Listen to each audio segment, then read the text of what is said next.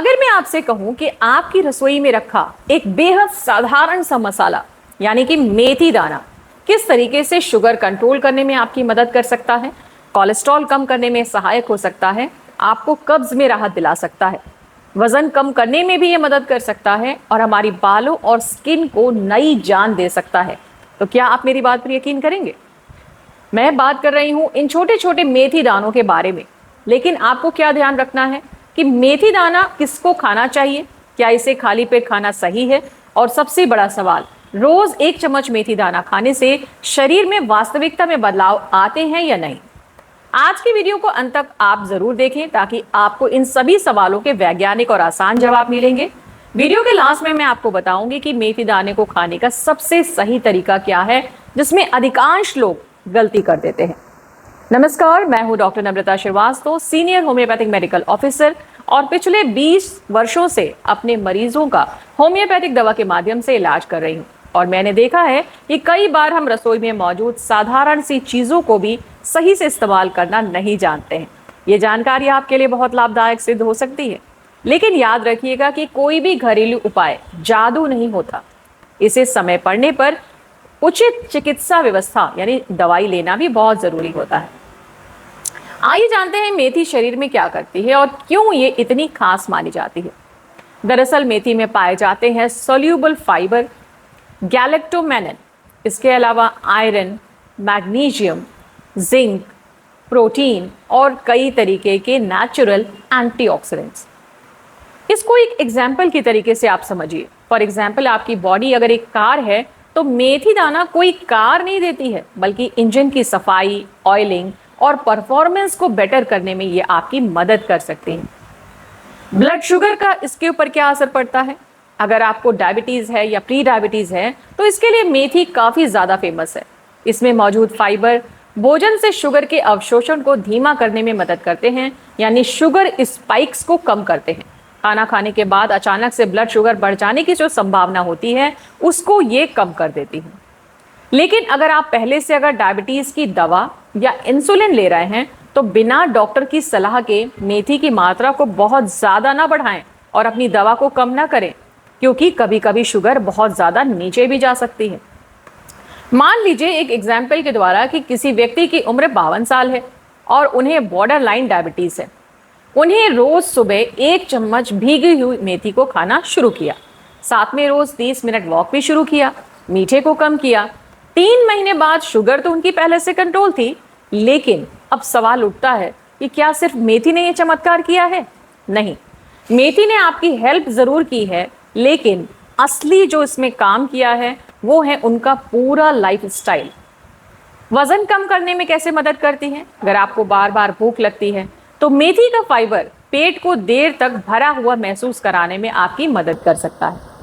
लेकिन अगर आप सोच रहे हैं कि सुबह को अगर मैं मेथी खा लेता हूँ, चलो दोपहर में मैं समोसा खा लूँ, शाम को जलेबी खा लूँ, तो वजन अपने आप कम हो जाएगा, ऐसा नहीं होने वाला। मेथी कोई जादुई फैट बर्नर नहीं है, ये आपकी सही लाइफस्टाइल का एक साथी है। कुछ लोग ऐसे भी बोलते हैं कि डॉक्टर साहब हम तो मेथी का पानी पी रहे हैं, अब हम मीठा खा सकते हैं, गुलाब जामुन खा सकते हैं, पिज्जा खा सकते हैं। तो मेरा जवाब यही होता है कि अगर मेथी इतनी ही ताकतवर होती तो जिम की जगह सब्जी मंडी को खोलना पड़ता। आइए अब जानते हैं कि कब्ज में ये कैसे फायदा करती है। मेथी का फाइबर आंतों की गति को बेहतर बनाने में मदद कर सकता है। अगर पर्याप्त पानी पिया जाए तो कब्ज में राहत मिल सकती है, लेकिन अगर पानी कम पिएंगे तो फाइबर, बढ़ा हुआ फाइबर उल्टा परेशानी भी बढ़ा सकता है। इसलिए मेथी के साथ आपको पानी को भी इंक्रीज करना है, तभी ये कॉन्स्टिपेशन में आराम दिलाएगी। कोलेस्ट्रॉल और दिल की बात की जाए तो ऐसा वैज्ञानिक रिसर्च में साबित हुआ है कि मेथी लेने से एलडीएल कोलेस्ट्रॉल और ट्राइग्लिसराइड्स में सुधार मिल सकता है। लेकिन अगर आपका कोलेस्ट्रॉल बहुत ज्यादा है तो सिर्फ आपको मेथी के भरोसे नहीं बैठना है। डॉक्टर की सलाह, नियमित जांच और प्रॉपर मेडिसिन भी जरूरी है। आइए बात करते हैं महिलाओं के लिए ये कैसे फायदेमंद है। महिलाओं को अक्सर हार्मोनल प्रॉब्लम्स रहती हैं, जो पीरियड्स के दौरान होने वाली जो डिस्कम्फर्ट होती है उसमें भी ये राहत प्रदान करती है। ब्रेस्ट फीडिंग करने वाली कुछ फीमेल्स के लिए भी ये बहुत फायदेमंद होती है, क्योंकि ये ब्रेस्ट के मिल्क को क्वालिटी को इम्प्रूव करती है। प्रेगनेंसी के दौरान आपको अधिक मात्रा में मेथी का सेवन बिल्कुल नहीं करना चाहिए। अपने बाल और स्किन की बात की जाए तो मेथी में मौजूद एंटीऑक्सीडेंट्स और पोषक तत्व बालों की ग्रोथ को असर कर सकते हैं। लेकिन अगर आपका hair fall thyroid, vitamin D, vitamin B12 या आयरन डेफिशिएंसी या PCOD की वजह से हो रहा है तो सिर्फ मेथी लगाने से या खाने से समस्या पूरी तरह ठीक नहीं होगी। कारण जानना भी बहुत जरूरी है जिसकी वजह से मेथी आपको सपोर्ट कर सकती है।